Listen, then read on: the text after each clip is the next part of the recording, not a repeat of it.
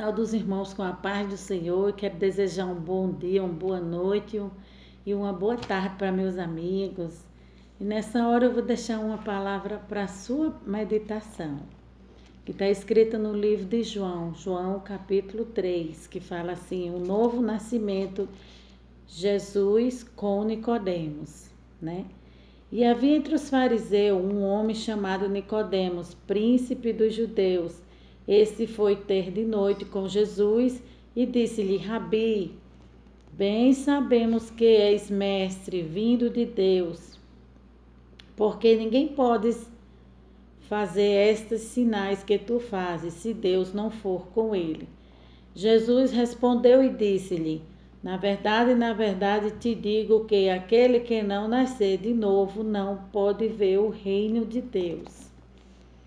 E aqui eu vou ler outro versículo aqui mais adiante que fala: porque Deus amou o mundo de tal maneira que deu a seu Filho único para que todo aquele que nele crê não pereça, mas tenha a vida eterna.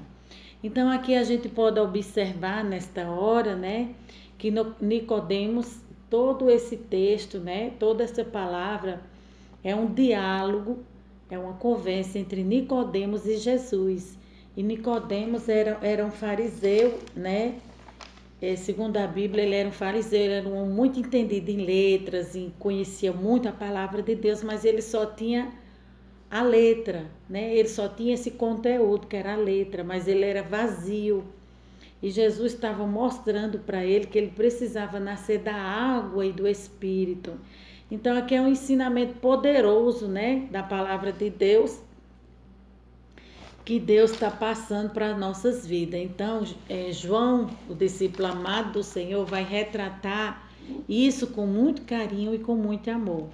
Aí aqui nós vamos fazer uma introdução, que fala assim: nós temos no Novo Testamento aquele que se chama 4 evangelhos, ou 4 livros biográficos, no sentido mais largo, mais abrangente. Nesses 4 evangelhos, nós temos Mateus, Marcos e Lucas, que são chamados evangelhos sináticos, né? A palavra sinático significa um conjunto de doutrina, né? Aí aqui. E tem a mesma perspectiva, tem a mesma característica, embora com aspecto ainda diferente, mas focando ainda as mesmas coisas. E nós temos o Evangelho de João, é distinto, é o último evangelho a ser escrito. Mateus escreveu para os judeus, por isso a ênfase significa ânimo, valorização ou destaque, realce. Então aqui o comentarista está falando que teve para cada grupo de pessoa o evangelho foi ensinado, entendeu? Mateus escreveu para os judeus, então eles focaram cada pessoa. Porém, João não, João focou a todos, por isso que ele ensinou, por isso que ele foi diferente nos seus ensinos. E por isso que a Bíblia lhe intitula como o discípulo amado de Jesus, porque ele ensina de forma diferente, né?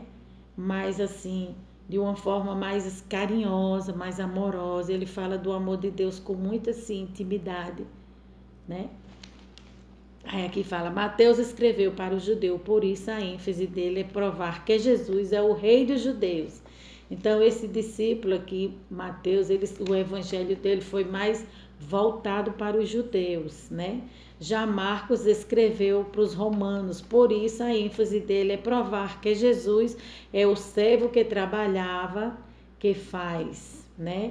Que realiza, que opera milagres, né? Lucas escreveu para os gregos e por isso a ênfase dele é provar que Jesus é o homem perfeito. Então Lucas é o evangelho que mostra a salvação, as parábolas da salvação.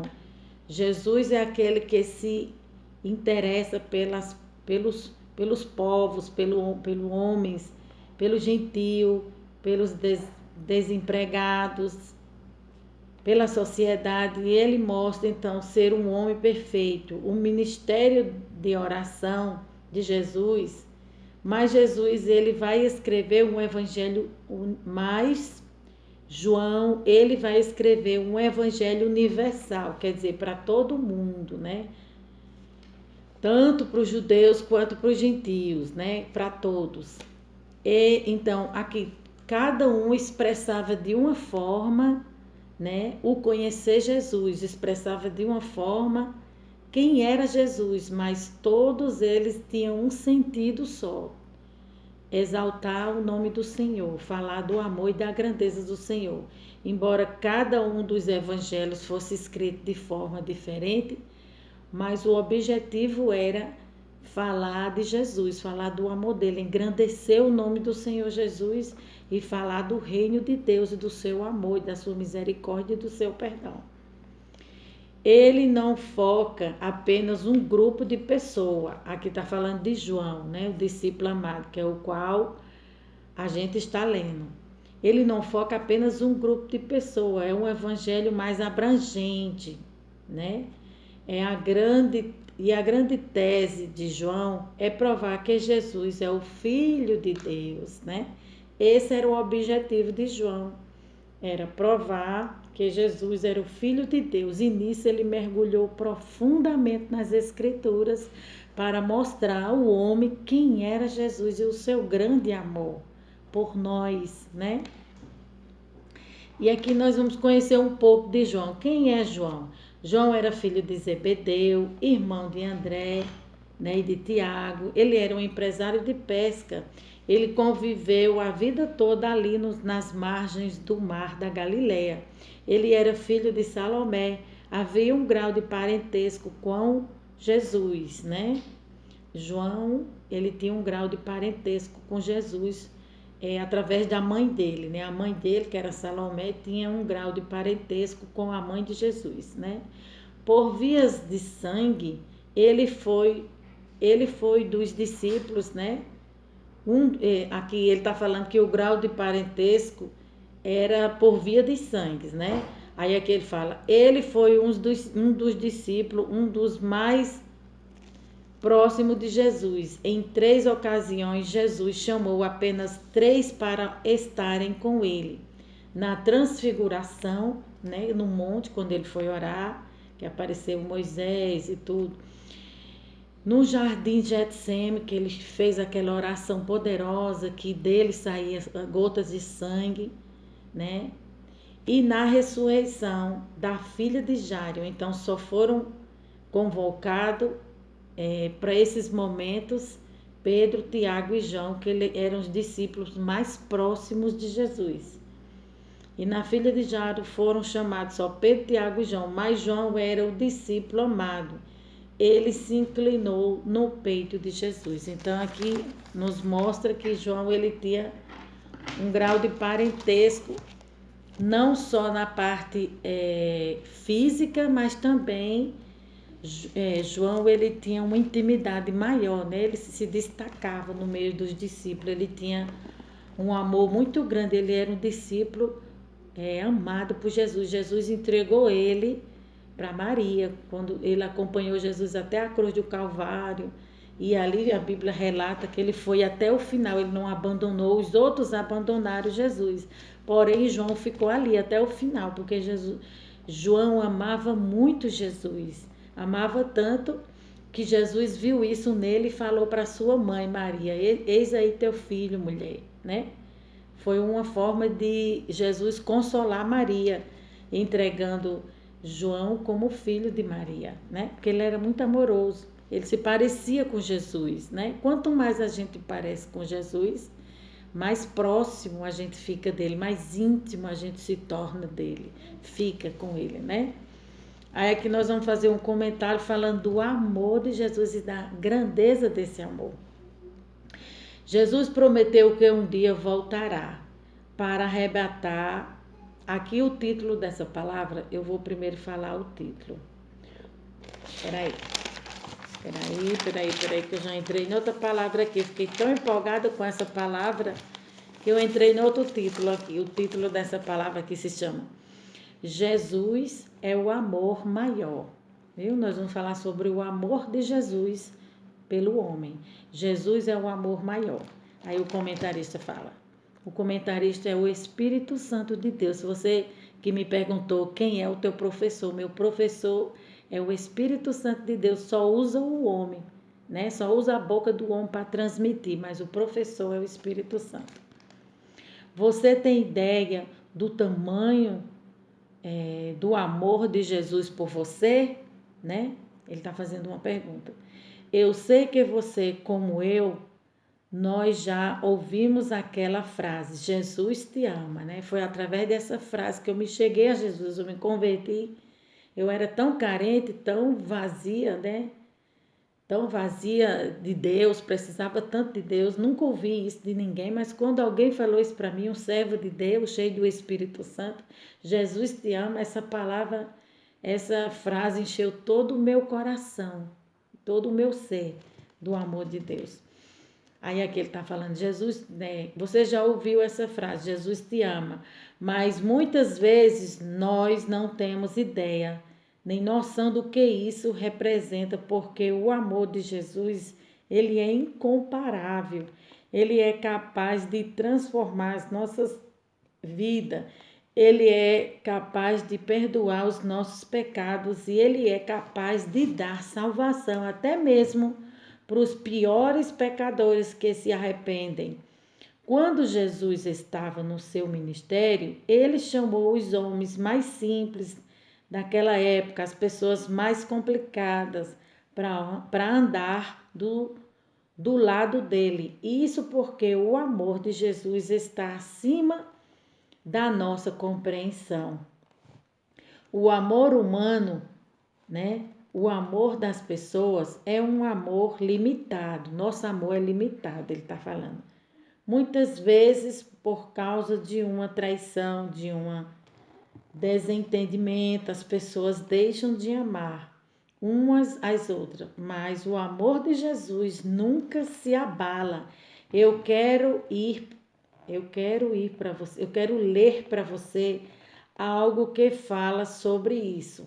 Um pouco antes da festa da Páscoa, sabendo Jesus que havia chegado o tempo em que deixaria este mundo e iria para o Pai, tendo amado os seus que estavam no mundo, amou-os até o fim. João capítulo 13, versículo 1, fala do amor de Jesus, que ele nos amou até o fim, né? Ele foi até as últimas consequências, carregando todos os nossos pecados, o peso do pecado, né? Estava sobre si, sobre ele, pelas suas pisaduras nós fomos sarados. Então ele foi até o fim por me amar e por te amar, né? Você já parou para pensar num preço que Jesus teve que pagar para que eu e você possamos ter a salvação? E um preço é um preço absurdo, um preço de morte terrível, porque Jesus não tinha nenhum pecado em sua vida. Ele assumiu os nossos pecados ali na cruz, né? E a morte de cruz na época era a pior morte, como eu falei já aqui no canal, era a morte de vergonha, só ia os piores bandidos, os piores elementos da época. Então, Jesus se sujeitou a tudo isso, né, sem ter pecado, né, se sujeitou a tudo isso por nos amar, né? Aí aqui, a morte de cruz. Jesus, ele se esvaziou o tempo todo, ele não revidava a palavra de Deus, diz que quando ele era insultado, ele entregava nas mãos de Deus. E ele não falava nada para prejudicar ninguém, ele não julgava ninguém.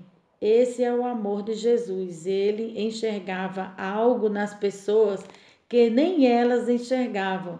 Assim ele nos enxerga, pessoas pecadoras, mas que podem ser salvas por Deus, que podem ser transformadas. E Jesus, então, mesmo sendo Rei da Glória, o Rei dos Reis, ele poderia ter nascido num palácio, mas decidiu nascer numa manjedoura. Ele poderia ter convidado Ele poderia ter convivido só com os reis da época, com os poderosos, mas decidiu conviver com a classe mais baixa. Esse é o amor de Jesus e eu quero continuar lendo para você o que diz esse capítulo de João, capítulo 13, versículo 4 e 5. Assim levantou-se da mesa, tirou sua capa e colocou uma toalha em volta da cintura. Depois disso, derramou água numa bacia e começou a lavar os pés dos seus discípulos, enxugando-as com a toalha que estava em sua cintura. Então, isso é prova de humildade. Jesus está nos dando um ensinamento, né? Porque Ele, como Senhor, dono do mundo, todo-poderoso, o grande eu sou, está dando uma grande lição para nós hoje em dia. Não só para o seu tempo, mas para os nossos tempos, para o tempo em que estamos vivendo. Ele pegou, lavou os pés dos seus discípulos e enxugou com a toalha. Era para os discípulos fazer isso com Jesus, mas Jesus se fez servo, se humilhou, desceu, se humilhou para que o homem aprendesse com ele ali, né? A ser servo, a ser humilde, a ser quebrantado, a ser submisso, a fazer a vontade de Deus. Neste momento, Jesus assumiu o papel de um escravo mais indigno que você possa imaginar. Jesus, mesmo sendo o rei do universo, ele decidiu se esvaziar de toda a sua glória e esse papel de lavar pés e fazer todo esse ritual na época, que era um costume da época, quem fazia isso eram os escravos da casa, né? Eram os escravos da casa dos seus senhores. E Jesus, ele fez esse papel para Jesus mostrando o quanto ele era humilde, né? O quanto ele era manso, né? Ele deu um ensinamento poderoso aqui para nós, aqui de toda a sua glória. Ele se assumiu, ele assumiu a forma de servo, as mãos que dominavam o mundo. Ele pegava aquela toalha, aquele balde e lavava os pés dos pecadores. E é isso que Jesus faz por nós. E o momento da sua maior humilhação ainda estava por vir. Era o momento da cruz. Ali na cruz, Jesus se esvaziou, né? Se esvaziou de si mesmo, quer dizer, ele se entregou por completo, né? Por nós, por amor a nós. Ele se esvaziou por completo e ele deixou ser humilhado. Então, ele se entregou por amor. Deixou ser castigado por causa de nós. E quantas pessoas hoje são ingratas? Elas acham que são alguma coisa e que não precisam de Deus. Mas Deus mostrou ali para o mundo inteiro ver que Ele estava nos dando a única saída para os nossos pecados, o único perdão, a única forma de ser resgatados a única forma de ser resgatados, né? Para ir para o céu, né? Ninguém vai poder chegar lá e dizer que eu mereço estar no céu. E se você ainda acha que você merece a salvação, você ainda não é um cristão. Porque o cristão é aquele que reconhece que só Jesus tem o poder de nos salvar. Não, só ele não teve pecado e por isso ele pode perdoar os nossos pecados, né? Essa autoridade, esse mérito pertence a Jesus, né? Só ele tem esse poder de perdoar pecado e mais ninguém, né? Não é Pedro, não é Maria, não é Paulo, não existe nenhuma palavra aqui na Bíblia voltada que diz que Maria tem poder, que Pedro, que São Jorge, que não sei o que. A única pessoa que tem poder aqui de salvar e de mudar a vida do homem é Jesus. A ele foi dado todo o poder nos céus e na terra, né? Ele morreu na cruz do Calvário e ele recebeu mais glória, mais mérito e mais poder ainda. Então, quando você quiser pedir alguma coisa, peça para ele. Só ele tem esse poder de perdoar pecado. E eu quero ler o que o profeta Isaías disse a respeito de Jesus. Certamente ele tomou sobre si as nossas enfermidades e sobre si levou as nossas doenças. Contudo, nós o consideramos castigado por Deus, por, porque ele, por ele atingindo, afligindo e aflito, mas ele foi transpassado por causa dos nossos transgressões, foi esmagado por causa de nossas iniquidades. O castigo que nos trouxe paz estava sobre ele, pelas suas feridas fomos curados. Eu vejo tantas pessoas passando provas e dificuldade e fica se achando que elas são boas demais, que elas não merecem passar aquelas provas, né? Tem pessoas que ligam para mim e ficam pedindo oração e querendo que o profeta resolva a sua vida, resolva seus problemas. Quem vai resolver os seus problemas e a sua vida é Jesus. Confie nele, né? E a gente passa prova para a gente ser moldado o nosso caráter, que a gente não somos bom não, a gente somos um pedaço de carne podre, né? Como eu já vi um pastor falar sobre isso. Nós somos um pedaço de carne podre. Para que Deus quer nós, né? Ele nos ama porque o amor dele é profundo, o amor dele é inexplicável, é imensurável. Ele nos ama porque ele quer nos amar, mas a gente não merece esse amor. Mas ele nos ama a si mesmo. Então confie e deposite a sua confiança só no Senhor Jesus, não no homem, porque o homem não pode fazer nada por você. As orações do homem podem te ajudar, né? Mas quem pode resolver teu problema é Jesus, né? Então vamos parar de se achar que que a gente é bom, que a gente merece alguma coisa, que a gente se acha muita coisa, que a gente não somos nada. A Bíblia diz que nós somos pó e cinza. Deus nos usa pela misericórdia.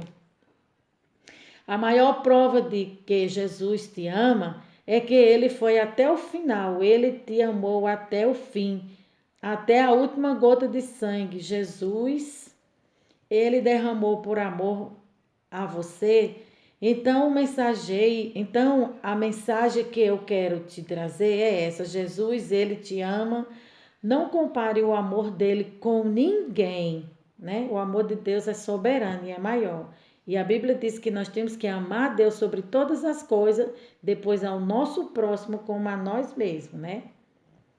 Que é o mandamento. O mandamento do Antigo Testamento, ele se resume no Novo Testamento nesses dois mandamentos. Esses dois mandamentos se resume todo o outro mandamento, né? Amar a Deus sobre todas as coisas e ao teu próximo como a ti mesmo, né? Foi Jesus que falou. Então aqui, não compara o amor dele com ninguém nessa terra, porque o amor dele está acima de tudo. Ele sabia que se ele não fosse para a cruz, você estaria condenado ao inferno, porque o pecado ele nos afasta de Deus. Mas através do sangue de Jesus, o sangue puro, ele pode nos perdoar hoje. Então, entregue a sua vida a Jesus, faça uma oração aonde você está, reconheça que Jesus é o Senhor da sua vida e que Jesus é o único Salvador. E no exato momento que você pedir perdão, o sangue dele vai te purificar de todo o pecado. Quando você partir dessa terra, Deus não vai enxergar os seus pecados. Deus vai enxergar o seu advogado fiel e justo, que é Jesus Cristo. O amor dele é incomparável. Que Deus te abençoe. Amém, amados? Essa leitura é maravilhosa e edificante. Aí aqui nós vamos para a palavra de Deus e vamos entender o que o Espírito Santo quer falar com cada um de nós. E havia entre os fariseus um homem chamado Nicodemos, príncipe dos judeus. Então esse Nicodemos, ele era um homem muito importante na época. A Bíblia diz que ele conhecia muitas escrituras, era fariseu, né? Conhecia a letra, mas ele não tinha intimidade. Ele não conhecia Jesus, ele não sabia o que era nascer da água, nascer de novo. E Jesus, ele foi ali para dar um ensinamento a Nicodemos. Versículo 2: Este foi ter de noite com Jesus e disse-lhe: Rabi, bem sabemos que és mestre, né? Sabia que Jesus era mestre, conhecedor das leis, das escrituras profundamente, né? Então ele respeitava Jesus. Mestre, vindo de Deus, tá vendo? Porque ninguém pode fazer esses sinais que tu fazes se Deus não for com ele. Então Jesus, ele era diferente na forma de ensinar, né? Na forma de mostrar o reino de Deus. Jesus era diferente, ele se sobressaía em tudo que ele fazia. E aqui ele estava chamando a atenção de Nicodemos, um homem de alto escalão, um homem muito importante, mas um homem vazio de Deus, alabra subierga, um homem que precisava ter um encontro com Deus, né? Quantas pessoas não são assim hoje em dia? Teólogo, sociólogo, pessoas que têm bacharel, mas só têm a letra, mas são vazias, né? Enquanto os pequenos, né, eles são cheios do Espírito Santo de Deus, eles são Deus se apoderou dos pequenos e utiliza os pequenos de forma poderosa, grandiosa para transmitir o evangelho.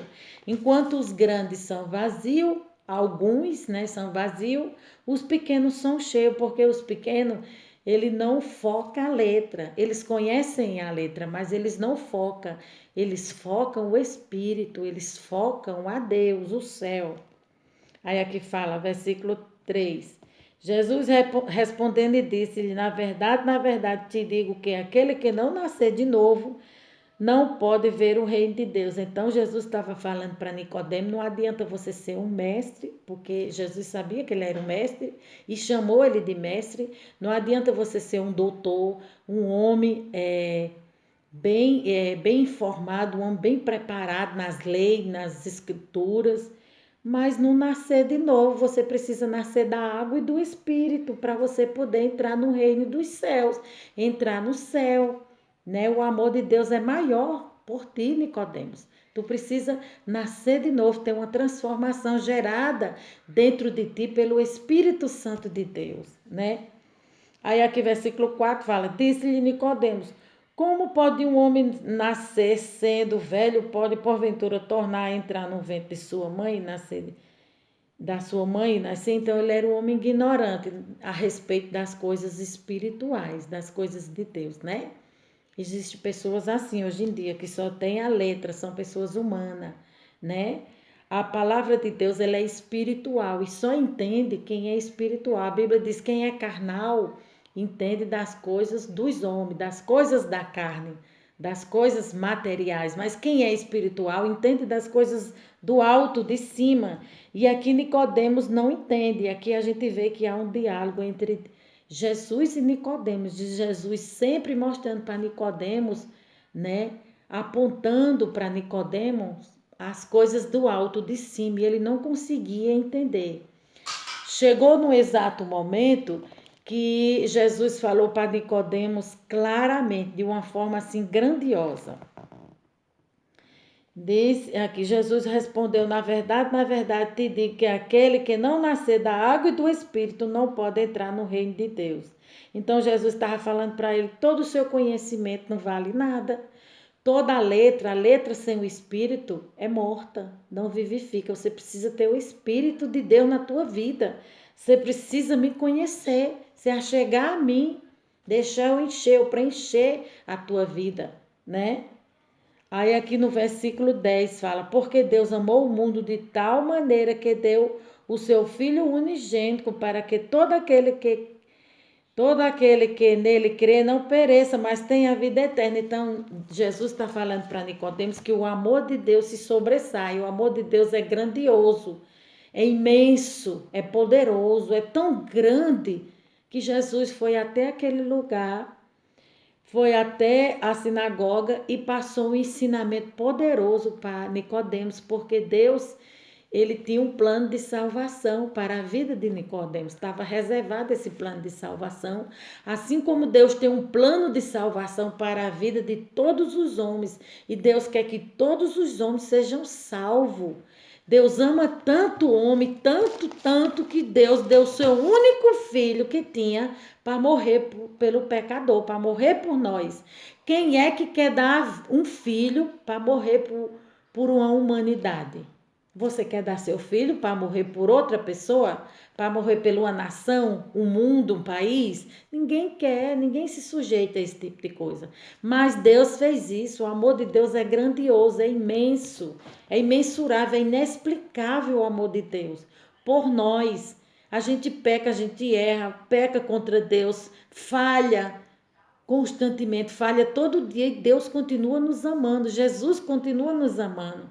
E esse amor de Jesus é tão grandioso, é tão profundo que ele deu a sua vida por a minha vida, a sua vida ele deu por você, por te amar. E às vezes você vira as costas, vira o rosto para Jesus e quer entregar esse amor a outra pessoa. E Jesus fala, e Jesus está falando, não faça isso, entregue esse seu amor, pega esse seu amor e dirija seu amor a mim, que sou Jesus, que vou cuidar muito bem de você.